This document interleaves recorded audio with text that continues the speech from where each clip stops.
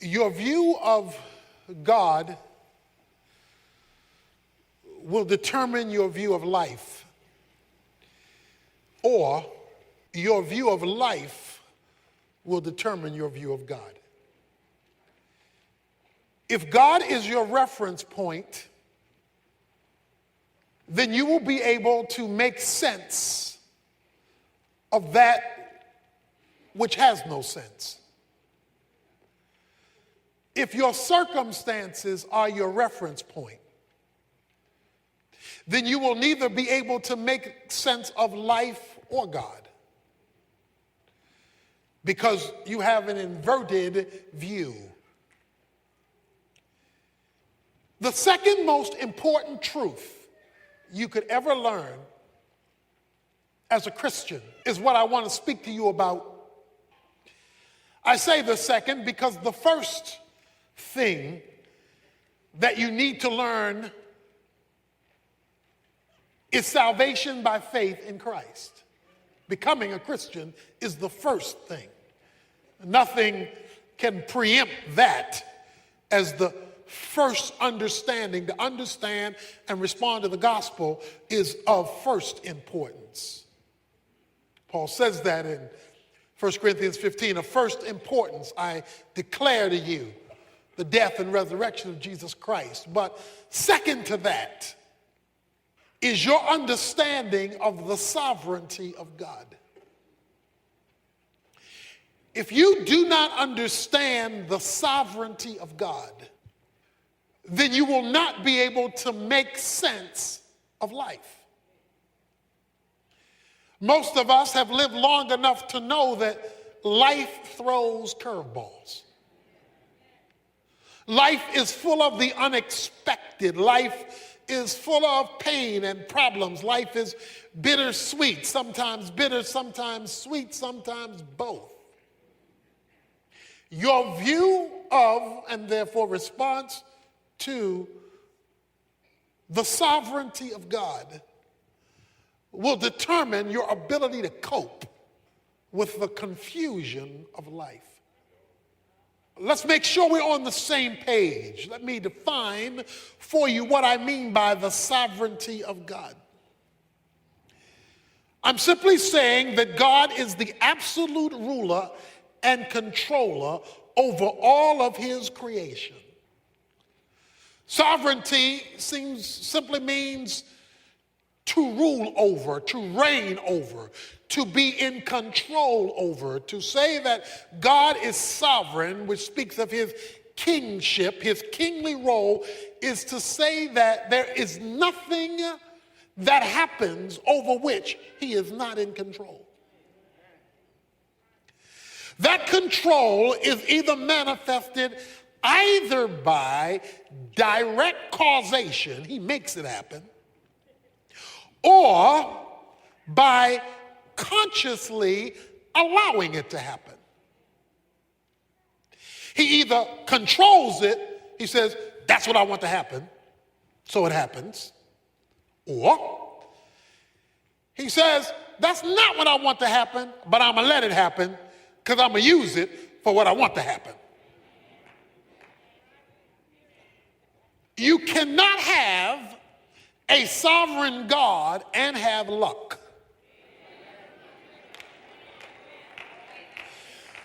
You cannot have a sovereign God and have chance. You cannot have a sovereign God and have fate. Because that means those terms refer to things happening haphazardly, with no order to them, with nothing in control. They just show up.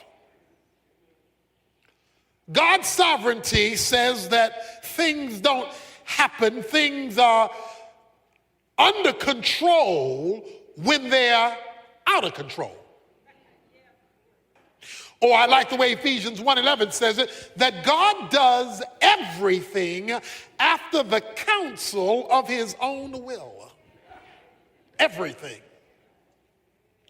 He is creator, controller, and sustainer of all things. So we've got to establish this as the governing principle of life. The governing principle of life has to be the sovereignty of God. Therefore, you can never first appeal to your circumstances. If God is sovereign and you're not sovereign, that means your circumstances are not sovereign. God is. So the reference point for life must not be life, it must be the sovereignty of God. This leads me to probably the greatest verse, I would say, in the Old Testament, maybe in the Bible, when it comes to life circumstances, as it comes to the intersection of the sovereignty of God, and that is found in Genesis 50. It comes at the end of a saga of a young man's life that we have spoken of often. His name is Joseph. Joseph has been sold into slavery by his brothers who were jealous of him. Joseph, having been sold into slavery, winds up working for a man named Potiphar, because the slave owners took him to Egypt. They sold him as a slave to Potiphar, where Joseph climbed the ladder of success and became Potiphar's administrative assistant, managing all of his household affairs. While managing his household affairs, Potiphar's wife sought to seduce him, and he refused. In her anger over his refusal, she cries rape, making Potiphar, of course, furious that this man who he had entrusted over all of his affairs would seek to rape his wife, which was not true. And Potiphar gets Joseph thrown in jail. So he's sold into slavery for no just cause. Now he's in jail for no just cause. While in jail, there are two men who are in jail with him. One man is sentenced to death.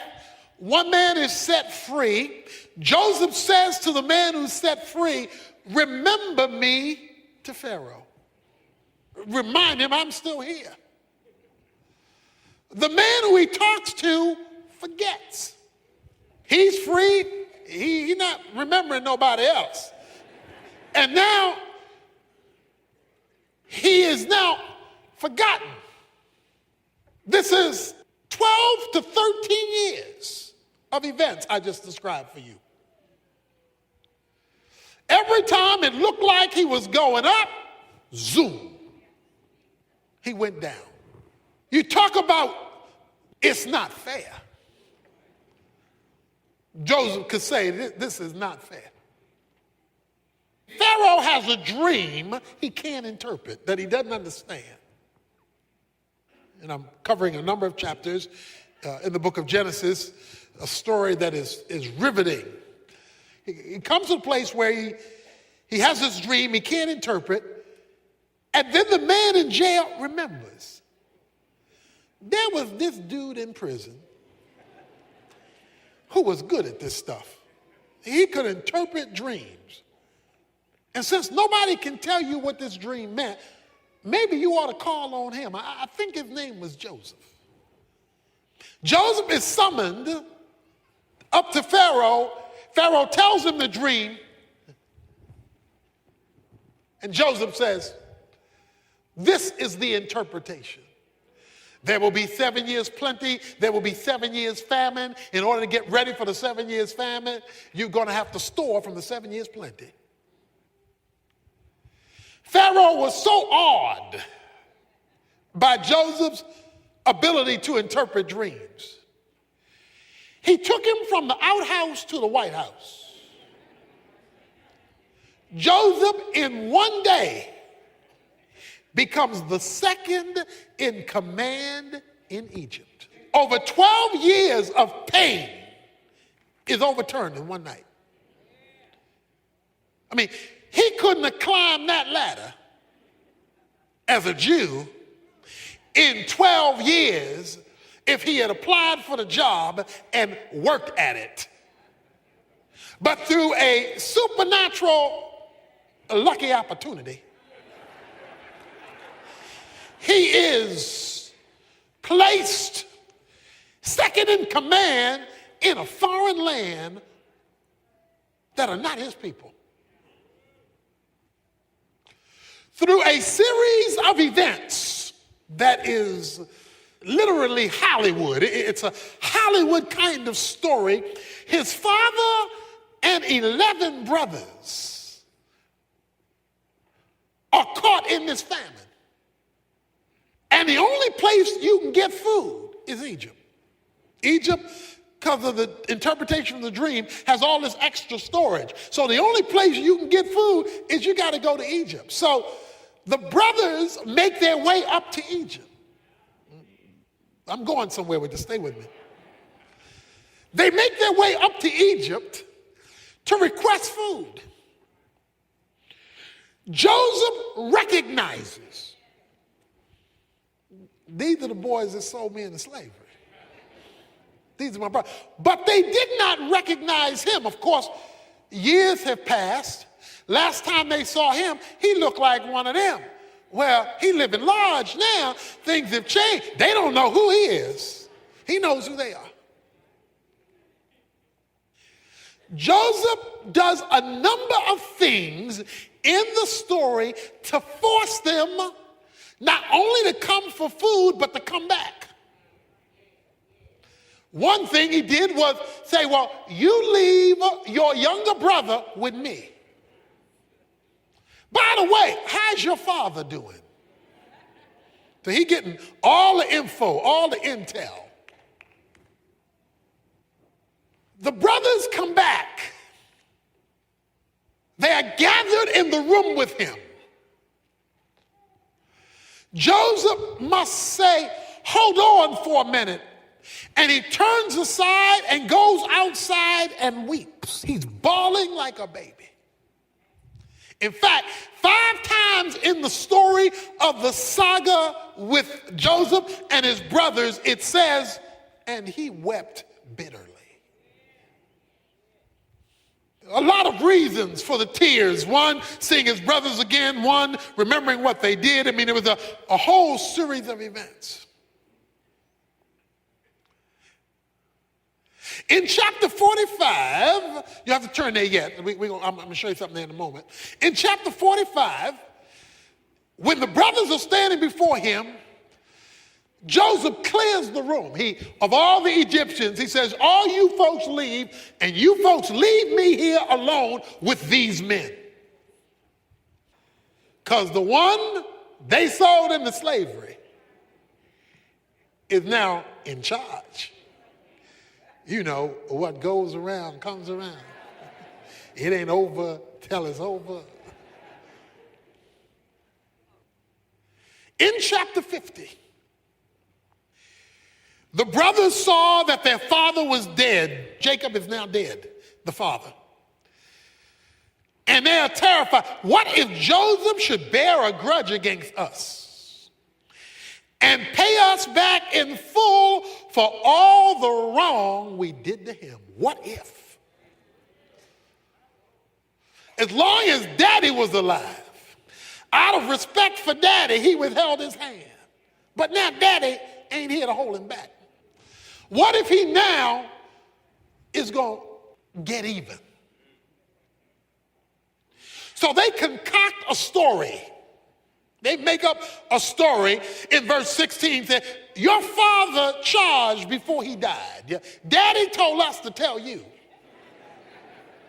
Please forgive, I beg you, the transgression of your brothers and their sin, for they did you wrong. Please forgive their transgression of the servant of God, of your father. And again, Joseph wept. before them. It wasn't fair. It wasn't right. His life got messed up because they messed him up. Has there been anybody in your life who's messed you up? What they did to you, what they did about you, how they put you down, how they treated you, how they reneged on you, whatever, it has messed you up for years. Because he went through 12 years of torture for something he had never done wrong. His brothers came to him and fell down and said, "Behold your servant." And then Joseph says the words that are at the heart of my point this morning. Do not be afraid, verse 19. For am I in God's place? You meant evil against me, yet you did me wrong. But God meant it for good, in order to bring about this present result, to preserve many people alive. It doesn't get stated any clearer than that. Am I in God's place? He says, I am looking at this through a different set of eyes than you are. You're looking at what you did to me, and what you did to me was wrong, but what you did to me is not my final reference point. What you did isn't the bottom line. What you did isn't the final point. What you did didn't make it over. He says, you meant it for good. You did me wrong, but you meant it for evil. You did me wrong, but God meant it for good, to bring about this present result. When life treats you wrong and you focus only on the wrong, then you're missing the point. When life treats you wrong, God is still in control. When it's not fair, it doesn't mean it's not God. When God allows people and things to do things to those who are committed to him, you can be assured that he's allowing bad things for a good reason. Let me say it another way. Anything that happens in your life, because God is sovereign, must pass through his fingers first.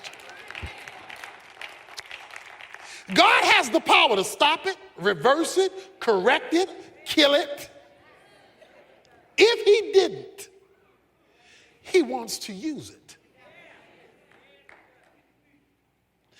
You meant one thing when you sold me into slavery, but God meant something else when you sold me into slavery. You were thinking, I'm mad, I'm irritated, we're jealous of you, we don't like you, we don't want you here anymore. That's all you were thinking. But when God lets you get through with that, he was up to something else. He says, and the reason God did it in verse 20 is that he might bring about this present result. He allowed an event 13 years ago to bring us to today. He allowed a negative in our past to bring about what you're looking at right now. In fact, boys, thank you for sending me into slavery. Because when you put me in that hole and lied to daddy and told him I was dead, God allowed the Ishmaelites to come up and see me. And they took me. God allowed me to be sold by them to Potiphar. Then God allowed me to be put in prison for a crime I didn't commit to bring about this present result. And he says, and to save the life of many. When you read the life of Joseph, there is a phrase that follows him all through his life. And the phrase is simply, and the Lord was with Joseph. He gets accused of a crime he doesn't commit, and guess what the phrase is? And the Lord was with Joseph. He gets thrown into prison, and the first phrase you read when he gets thrown into prison is, and the Lord was with Joseph. How can the Lord be with me when all hell is breaking loose? How can the Lord be with me when I'm getting buked and scorned and talked about show as you born? How can the Lord be with me when I've lost my job? How can the Lord be with me when my friends turn...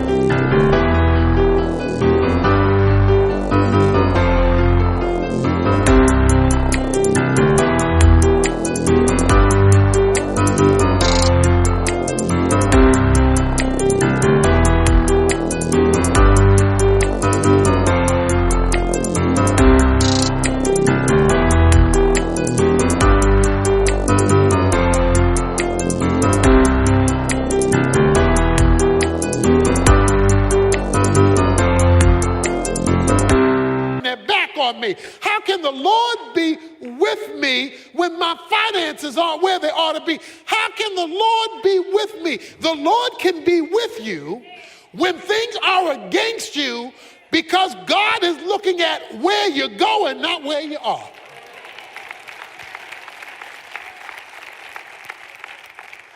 You see, our problem is all we see is what we see.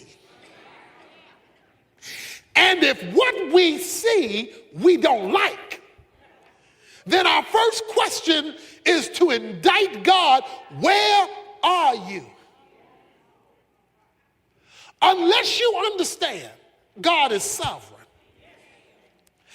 and that he controls all things either by determining them or by allowing them for a greater purpose, you're going to be stuck where you are. You're going to be bitter and you're going to be angry.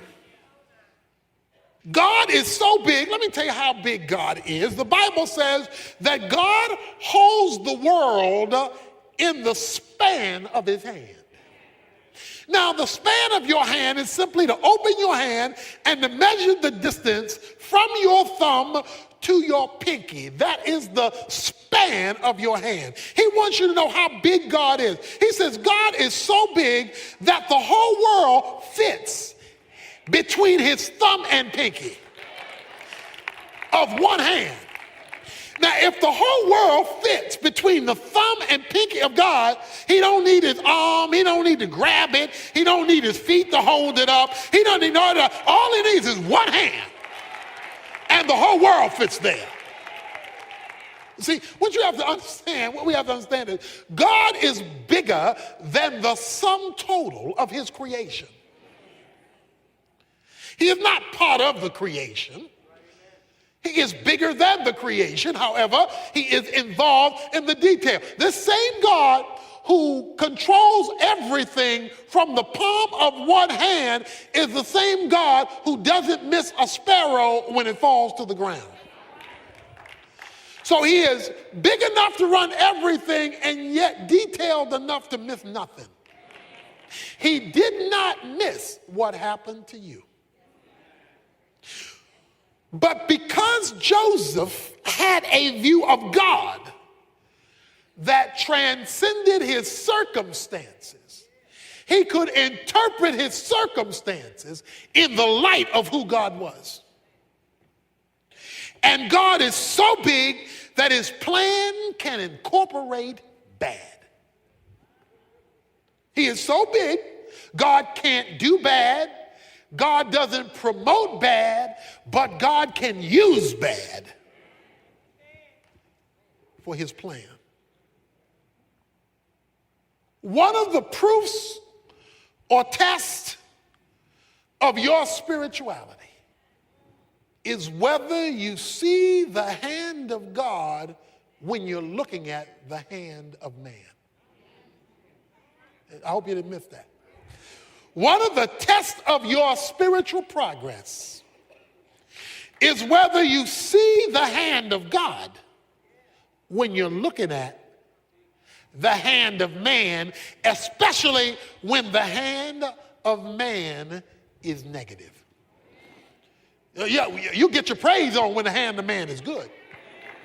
Because then you're seeing, well, that must be the hand of God.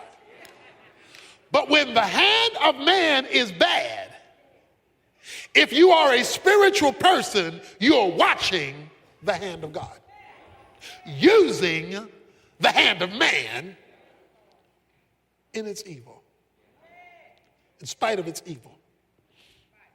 Joseph was confident in the plan of God. Look at chapter 45. Verse 4, then Joseph said to his brothers, please come closer to me. And they came closer. And he said, I am your brother Joseph, whom you sold into slavery. So this is where he calls them close. And now do not be grieved or angry with yourselves because you sold me here. I'm going to talk about that in a moment. For God sent me before you to preserve life. Don't get mad at what you did, because what you did, God did. For the famine has been in the land these 2 years, and there are still 5 years in which there will be neither plowing nor harvesting. And God sent me before you to preserve you for a remnant in the earth, to keep you alive by a great deliverance. Therefore, it was not you who sent me here, but God. And he made me a father to Pharaoh and Lord of all of his household, to rule over the land of Egypt. You didn't send me here. Now let me show you another scripture. Psalm 105, verse 16. And God called for a famine upon the land. And he broke the whole staff of bread, and he sent a man before them, Joseph. Now this is the psalmist writing many years later after all these events have happened. And he sent a man before them, Joseph, who was sold as a slave. They afflicted his feet with fetters, put him in prison. He himself was laid in iron for a crime he didn't commit, remember? Until the time that his word came to pass, the word of the Lord tested him. The king sent and released him, the ruler of peoples, and set him free. He made him lord of his house, Pharaoh did, and ruler over his possessions, to imprison his princesses at will, that he might teach the elders wisdom. And here's what I want to point out. Israel also came to Egypt. Israel is Jacob. Jacob's name was turned to Israel. All right, let's put this in perspective now. Remember now, if you are on the same page with God and bad things happen to you, you must look at the bad things as the hand of God and not merely the hand of man. That's my point. God knows what he's doing. In allowing that to come to you, he knew it was coming. He decided not to stop it, so he must plan to do something with it. You say, but why is he allowing the negative? He tells you in Psalm 105, he says, to test him. Joseph, you talking about all that, I trust in the Lord? You say you believe in me, you have confidence in me. Let's see. Do you trust me when man's hand is against you? When you are committed to God and man's hand is against you, it's a test. It's a test. God wants to see whether you trust him, not hear it. Do you trust him when it's going backwards? When it is going in reverse? Are you blessing his name now? Are you worshiping him now? Are you giving him glory now? Are you coming to church now? Are you serving him now? Are you giving now? Are you responding like he's good even when it's bad? God allowed the negative to test you. God was up to something much bigger. In fact, the reason it took so long was because it was so big. Let me give you good news about a long test. If you're in a long test, it's because there's a big reason. So let me tell you the reason. He says, Israel came to Egypt. God made a promise years earlier to their forefather named Abraham. I'm going to make of you a great nation. I am going to make of you a great nation, and when I make of you this great nation, as part of this process of bringing this nation into being, God says, you will be in a land called Egypt for 400 years. And out of that 400-year experience, I'm going to give birth to a nation that will come out of your offspring, and this nation shall be my people and shall glorify my name. That goes way back. That's what Joseph's great-granddaddy. That's way back. Question is, how was God going to keep his promise? He got Joseph's brothers to sell him into slavery. The slave owners sold him to an Egyptian. The Egyptian sent him to prison. He became the confidant of Pharaoh. He's the only one who could supply the food, which brings his 11 brothers up to Egypt. While they are now living in Egypt, they become the children of Israel, expanding in Egypt. So guess what? God used the negative in one man's life to keep a promise about the building of a whole nation. Joseph went through deep waters because God was doing a whopping thing. When your waters are deep and they're lasting long, get your praise on. Because he's preserving something, he's building something, he's doing something. The problem is only spiritual people see this. The carnal are complaining. The carnal are cussing and fussing and rebelling. The carnal are spending all day asking why rather than spending time giving thanks in everything.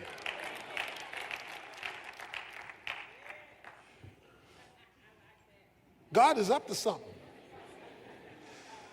If his delay is one negative on top of another, and you're walking with him. See, Joseph was walking with God. And because he was walking with God, it was not wasted time. If you're not walking with God, you don't know what is going on, and you're mad all the time. Verse 21 of chapter 50, so therefore do not be afraid. I will provide for you and your little ones, my nieces and nephews. So he comforted them and spoke kindly to them. I need to read that again. Some of you already know where I'm going.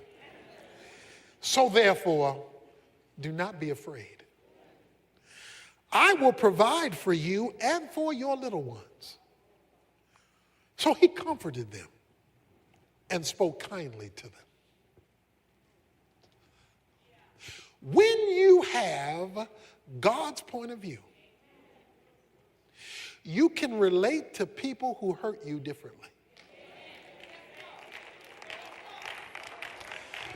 See, if all you see are the people who hurt you, you did this to me, and I'm going to get you.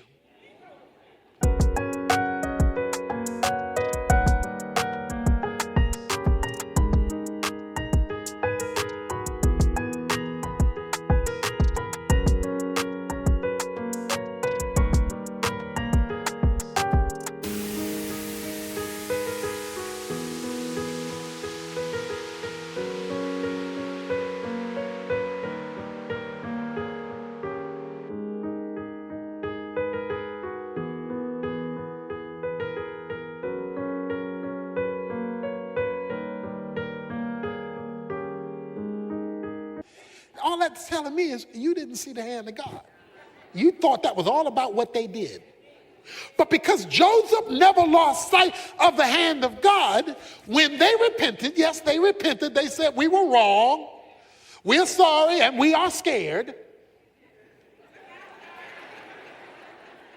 Because Joseph now has the power of life and death. He says, don't be afraid.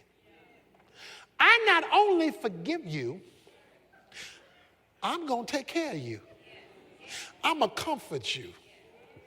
I'm going to help you. The recognition of God's sovereignty gave the freedom of forgiveness. Many of us are living life on a leash that we can't shake, and Satan is holding the other end of the leash because we can't let it go because all we see is what they did.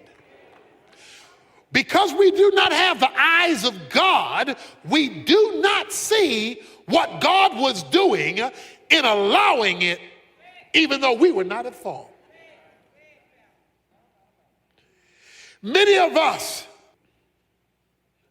are in shackles and are looking for ways we can get them.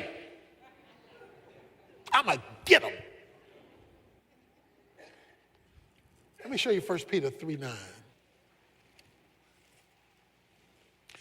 Apostle Peter says these words, not returning evil for evil or insult for insult, but giving a blessing instead. For you were called for this very purpose, that you might inherit a blessing. Now, they're not going to tell you what I just told you in the street. They're not going to tell you that. But we're talking about a spiritual perspective. He says, rather than paying them back, have the mindset of giving a blessing so you, watch this, inherit a blessing. Why? Because you are looking at what God is doing. He released them from their debt because he was looking at God's sovereignty. If Joseph would have held on to the grudge, he would never have passed the test. And if he didn't pass the test, he would never have inherited a blessing. He inherited a blessing because he passed the test. Many of us are being tested by the hand of a sovereign God, but he cannot elevate us because we refuse to take it or pass it. And we're living in bitterness and anger because we saw the hand of man and missed the hand of God. It's time to push the delete button because you're looking at the hand of God. It's time to set somebody else free so you can be set free. because you're looking at the hand of God. You're not stuck with the injustice because God is up to something. And he decided to use the injustice to get you where he wanted you to be. He said, God used it to bring me to this place. One of the reasons that I'm in Dallas today is a broken leg in a football game. A small thing, a broken leg in a football game. Pow! Broke my tibia and fibula in a football game. Taken to the hospital. Emergency surgery. I remember laying on the football field when this hit came. I was hit with a crossbody block after intercepting a pass. By the way, I held on to the ball.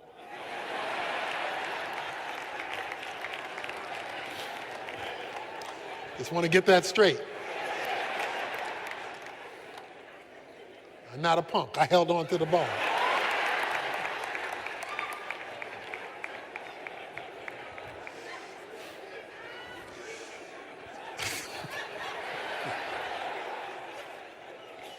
I'm laying out on the field, and I will never forget it. I remember saying, as I laid out on the field, not my will, but thy will be done.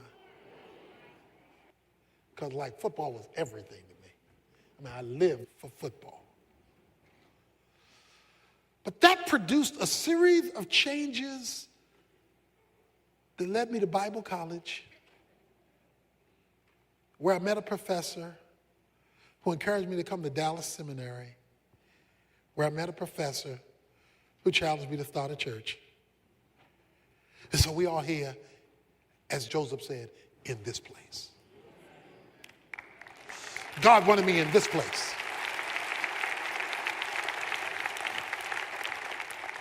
And it was inspired because something got broken. If God is allowing something in your life to, pow, break, rather than simply going off on the one who hits you, ask, Lord, what is your will? What is your plan? What place are you taking me? When astronauts are learning to fly, they are put in a flight simulator where pilots are confronted with every kind of conceivable flight emergency. It is there in the simulator that they hone their responses and skills until they can successfully face them. They are given difficulties so that they can have the proper reaction when the real thing comes. The simulator really isn't the real thing. It just feels like it. They are preparing them in the test for when they get high, for when they're elevated, when they take off. God is allowing you in the simulator and shaking up your world to hone in your faith so that when he comes in and allows you to take flight, you know what to do up there because you learned what to do down there.